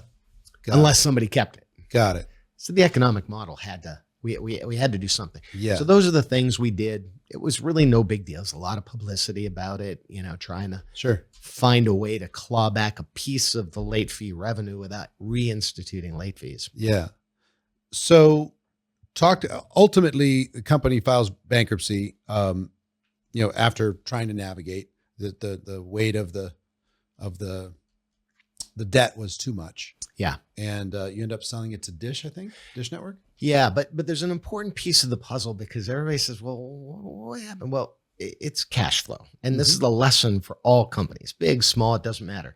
You live and die on cash flow, and you make your cash flow forecasts, and you have to be prepared for the unexpected. Well, and when the unexpected occurs, like a financial meltdown, Black Friday, or, what we went through in 2008, you have to be able to adapt. We were able to refinance our debt, but at a very high interest rate. So we went from like 6% to 12. Similar to the times we're in now, right? With companies having to deal with higher interest rates. And when that occurred, the studios got nervous, because they said, are you going to be able to pay that debt for that debt load and that debt satisfaction and still pay us? So here's what happened. Fear creeps in. That's why I put a whole chapter on fear, because it affects every business, affects all of us. When fear crept in to the studios, the first one that said, we're going to take you from 90-day credit terms to cash, that created the dominoes falling. Then none of the other studios wanted to be the last man standing. Oh boy. Right. So they all went from 90 days to cash. That took $300 million in cash flow straight out of the business within 2 weeks. Wow. Because we never, I was up standing in front of the street saying, we're not going to file bankruptcy. Blockbuster had 90 days to pay for a new release. Yeah. We'd run it 20 times. So it was a cash flow business. Yeah. Until they made us prepay. Wow. And Carl's still a shareholder this whole time? Oh no, the Carl story is kind of a fun one. So I want to know, because how that evolution happened. Because I've followed his career, followed several of his contentious situations. I watched his documentary. So how does he get enough stock to be able to put you in as CEO? How does that all work? Well, he had already bought a significant amount of stock, and I don't know if he had technically controlling interest, but he had enough equity in the business that he was able to get a couple of people on the board that he wanted to sit on the board. So he's got a bit of an advantage there. He was indirectly the lead director. He wasn't named lead director, but he was kind of lead director. He and John were button heads a little bit at the time. My predecessor, John Aniaco, was button heads a little bit at the time. And so when Carl encouraged me to come in, it wasn't his unilateral decision. He had to introduce me to the board. I met with several of the board members, shared the strategy with them. They all bought in, and they basically then elected me as chairman and CEO. Did you, your group, bring in capital like you had planned to do? Your financing things? I brought some personally. Yeah. This is one of those things. I thought, having run a public company, the street would really embrace me putting some chips back on the table. Yeah, I understand. So I took some of my 7-Eleven hard-earned equity, put a substantial portion back on the table, investing in the equity. It's how much confidence I had in the business. I remember Carl at the time saying, "Why'd you do that?" But he had a little different view of the risk profile, but I did. Now we didn't bring new capital because we really didn't need it at the time. We thought that we could refinance our debt more effectively at a lower cost with the banks once we get a little track record built. So we actually did that. So by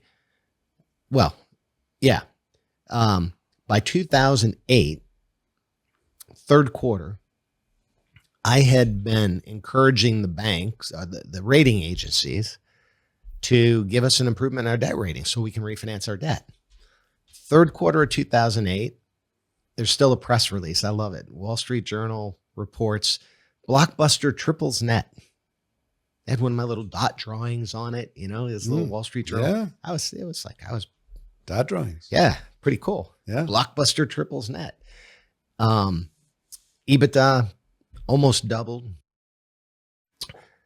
Moody's then, like 2 weeks later, gives us what we were asking for, an increase in our debt rating, 2 notches.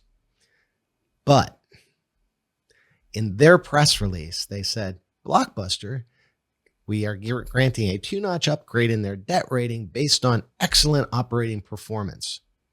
However, given the collapse of Lehman and the difficulty in the financial markets, we're going to increase their probability of default rating. Wow. Which then sent shockwaves through the financial community. Everybody saying, Blockbuster's going to have to file bankruptcy. Moody's just said. I was like, no, they wouldn't have given us an increase in our debt rating if they really thought, but Moody's had to. It's what they do, right? So the press picked up on that. Carl then says, all right, well, handwriting's on the wall. Just file this thing. I'm out. Yeah. I'm out. This thing's you're not going to be able to refinance that debt. So let's go ahead and file it. And I said, well, Carl, we're still making pretty good money. And besides, we've got these strategic deals that I'll tell you about in a minute that are pretty cool. Yeah, I think we're going to. So he sells his equity and tells me he's going to do this, buys the debt cheap at the time because the debt gets all crushed. And then he just sits and waits. And he assumed that we were going to file. Now, his plan was if they file and they have to liquidate the company, the value of the inventory will be greater than the cost of the debt. So, I'll just be patient and I can make $200-300 million by doing that. And he's right. It was a very legitimate, very fair financial play for him. I'm running a public company though. And that's not why I joined, to make a little short-term cash. So my objective was, let's get a strategic deal done and plow forward. So Carl steps off the board. Now, what nobody knew, because he's no longer a board member, are the nature of those strategic deals. I had a deal with Google. I had a deal with Viacom. I had potential deals. We were talking to Dish Network. We were talking to DirecTV, AT&T here in Dallas, or there in Dallas, to find a strategic partner that would help us make that next step. So here's the Google deal. Nobody knows about this. I've just now I've started talking about it, but nobody knows that. And I put it in my book, by the way. They had YouTube. Studios were constantly complaining because kids were streaming paid content through YouTube. Google had to fix that. They said, well, we'll collaborate. We'll do a joint venture with Blockbuster, and everything free will go through YouTube, and everything paid in any fashion will direct to Blockbuster, and we'll take a piece of the distribution. Marriage made in heaven. I like to think that had we done that, we also then would have done the deal with Viacom to lock up our content exclusively. And we would have had the ability to be the one aggregator. The same thing that the studios envisioned for MovieLink. We'd be the one aggregator with Google directing people to the Blockbuster channel for all things TV, movies, etc. And old movies, new releases, etc. And we never would have looked back. And I want to believe it would have been a better service than Netflix offers today. But for the new, we have no intention of going into production, making content. Yeah. But I think as a distribution channel, it would have been fabulous. Did you just run out of time? Just ran out of runway? Nope. We were close. And, this rumor about bankruptcy hits the press just as my board signed the deal. It was with the Google board of directors to approve the deal. And the LA Times announces Blockbuster, given the increase in probability of default by Moody's, and rumors that Blockbuster is going to file bankruptcy. And I get the call from Nikesh Arora, who was leading Google's effort at the time. And he said, sorry, Jim, but we have to pull the deal until you guys get on the other side of your financial crisis. And at the same time, he said, but in Google time, that's probably not going to happen. And so the reality is that the perception became the reality. Perception became the reality. Yeah. That then triggered the snowball of studios getting panicked, pull our credit terms, banking, cash, financing. Yeah. The public sentiment. Yeah. I show up in the New York Post with a Pinocchio nose. No. Full color picture, half page. Yeah. Oh, boy. That was pretty. It was pretty fun. Yeah. Learning there. Yeah. It's not personal. I guess. Right. I guess. It's hard, but it's not personal. I guess. It wasn't about me. So when did it ultimately file, and what was the? I want to say 2011-ish. Okay. We spent the best part of 2009 getting refinanced at a higher interest rate. 2010 trying to get one of these strategic partnerships working, and we were so close. We did ultimately have Dish help us with the restructuring, so we did have to file by 2011, and then Dish came in and bought the company out of $300 million or somewhere in that range. Yep. And the stores that we still had, the stores were operating when Dish took it over. And they actually had a fabulous plan for streaming. They were not big believers in the internet experience that we had at the time, and they wanted to go straight to mobility. Yeah. Where they had a competitive advantage. But again, they were a little ahead of their headlights because, just now we're getting to 5G capabilities. Right. So how did you feel, that kind of collapse after all the success, straight up, everything you're touching's working. And then you have all these factors taken out of your control. How did you handle that emotionally? Gratitude. Really? Yeah. And it's hard to say, but I was in the New York Southern District Court, 2 a.m. when we successfully got the company sold to Dish Networks. And I remember looking out, my hotel room happened to look out over the court. And I literally said a prayer of thanks because we were this close to just liquidating the company and having Blockbuster go away completely. And by staying in the game, I was able to at least give it a second chance with Dish Networks to be able to take it to the next level. And so, yes, I said a prayer of gratitude at the time, and I remembered something that Nelson Mandela had said, and it was so true in this case. He said, "I never lose. I win or I learn." So my gratitude came from reflecting on, okay, one of those adversity things, right? I didn't die from it. I came out on the other side, successful in its own way. What did I learn from that experience, and how do I take that to the next opportunity? Fascinating. I had a similar experience where you're like giving up the baby. Yeah. But you had to give it up to a place that was going to be able to at least provide for it. Yes. And help it morph into something that, you bought time. Yes. For it to be able to do something. Currently, you're chairman of Wild Oats Marketing. What is Wild Oats Marketing? So I like to describe this. Wild Oats is on the shelf right now. It's the brand that was side by side with Whole Foods. When Whole Foods started, there were two of them. There was Wild Oats and there was Whole Foods. And they started out, they both took off at the same time. They both had about 150 stores. And John Mackey, the CEO of Whole Foods, was wildly successful with the chain, decided to buy his largest competitor, Whole Foods. When they did, the FTC came in and said, "No, we're not going to let you do that. We'll let you buy the stores, the physical assets, but the Wild Oats brand needs to survive. That's your only competitor in retail in this natural organic food space." So he sold it to an egg farmer in California, thinking that it's going to be dead forever. Well, the egg farmer was a smart egg farmer, and he called me, and he called a friend of mine, Ron Burkle, who ran UKIPA, and he said, "Hey, Ron, if you bring the money and Keys brings the operating side, could we make this could we do something with this Wild Oats brand?" And in my mind, I was thinking, yeah, 7-Eleven meets Whole Foods. I was trying to take 7-Eleven to healthier, better for you foods. Maybe it's easier with a brand like Wild Oats, create a whole new store. So we did. But my first challenge was I had to figure out the cost of goods equation. Think how expensive Whole Foods is, expensive 7-Eleven is. Imagine a Whole Foods 7-Eleven would be only for rich people. So I had to figure out the cost of goods. Studied it, analyzed the business, and realized organic food is not, the cost isn't in the product. Farmers only get about 10% more for an organic crop versus, well, where's all that extra cost? Well, it turns out it's in the inefficient distribution and the lack of scale. So, okay, how do I get scale? I know. I'll go to my old friends at Blockbuster.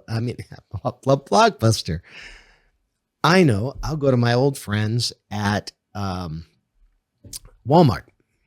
Because Mike Duke is now CEO. I've partnered with him on distribution deals for 7-Eleven. I knew David Glass. I knew the CEO, previous CEO, and I'll just talk to them about this opportunity. Maybe they want to collaborate. Well, they did. They were losing share because they didn't have a good organic presence. So they said, yeah, bring it. We'll partner. So I partnered with Walmart to provide natural and organic foods under the Wild Oats brand across the whole Walmart store. By their estimates, it would be a $5 billion brand. I'm sitting there going, wow, this is too good to be true. How could this be? Because all I have is the intellectual property. But we put it together and they agreed and we started rolling out product. Then I had a chance to pick up some stores, Fresh and Easy in California. Tesco, the British retailer, decided to copy 7-Eleven and build the next generation convenience store. Kind of got a few things wrong. They built it a little too big. It was 20,000 square feet. So it's not exactly a convenience store size wise. And they didn't get the technology right. So the product assortment was kind of wonky. So the result was they were ready to shut it down. I went to them and said, can I take it? And they said, well, if you can give it a shot, we'll support you in that effort. So I had Wild Oats branded products with Walmart's cost of goods inside these Fresh and Easy stores with the plan to rebrand the whole thing and fill the store with Wild Oats products. Then, once again, change occurs. So I'm dealing with managing the change to the organic market and healthier foods and all that stuff. And all of a sudden, Walmart helped me out with a little unexpected change. They said, no, they brought in an entirely new management team. So my guys are gone who did this plan. And they brought in a brand new management team, new CEO, new head of operations. And he said, why are we going to do this with Wild Oats? Why don't we build this ourselves? So bought us out, basically gave us a breakup fee and renamed everything Great Value Organic. Well, there went my cost of goods. We hadn't yet turned the corner on Fresh and Easy. So we had to button the whole thing up. But it was a heck of a run. Another woulda, coulda. I want to ask you about this as we kind of close, and this has all been fantastic. So you founded a foundation, Education is Freedom, for college scholarships. And I think we've talked about most of the chapters over the course of this conversation, right? A lot of the learnings that you shared, and thank you for giving the detail on those. So we'll put the link to Education is Freedom, the future's in your hands, into the show notes and have links to all of that. And hoping at this launch that you become a #1 bestseller and people get all the wisdom and people get all the learning inside of it. Let me ask you this question as we kind of close: is people who listen to this are looking for excellence. They're looking to become world-class at whatever it is that they do, whether it's entrepreneur, business owner, employee, etc. You've had all kinds of wisdom and all kinds of experience, gratitude coming out the other side. What advice do you have for them as they march into this new reality, as change accelerates, as things continue to morph into completely unknown territory? What advice do you have for them? My advice is very much captured in the book. And it's primarily that ability to manage change in the way you react to it and use your own personal learnings to overcome, all the many, many obstacles, whether it's your own fear, insecurity, imposters, all that stuff that we deal with. In the book, I tried to provide a roadmap to keep it, simple. The ways that you can develop confidence and the ways you can embrace cultural literacy and collaboration and things like that to become successful. So my target, it's interesting, Eric. I started this thinking I'm going to help kids. I was fortunate enough to pull myself out of that environment and that cycle of poverty. I'm going to help kids. I'm going to give them a roadmap. And then as I got into the book and started researching and looking at all these things, I realized, this is as much for society today as it is for the kids, because as citizens, we need to step back and look at critical thinking and natural curiosity and those things that will make us better citizens as well. So I think there's a broader audience and particularly relevant in an election year, I believe. Yeah, I love it. Thank you so much for coming and sharing. Everybody, I hope you go get a copy of this book, maybe get some for your friends, give them a good review, give them a good likes and follows and reviews and everything else wherever the book is available. But and pay it forward. Pay it forward. Yep. Yeah, buy one for a friend. Yeah, exactly. That's what I hope. Yeah. Well, Jim, thank you very much. Thank you, Eric. I hope you enjoyed this great conversation with Jim Keys. Education is Freedom is his book.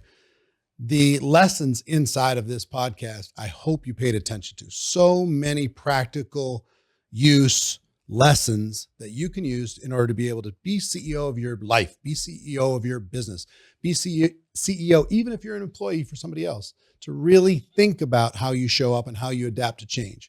Take the lessons, get the book, and get yourself on the path to fulfill your best potential. That's what we're here for. Accumulate at the beginning and then to contribute after we're done. Okay. Give as much value we can to the world. So everybody have an amazing day, and I'll see you next time.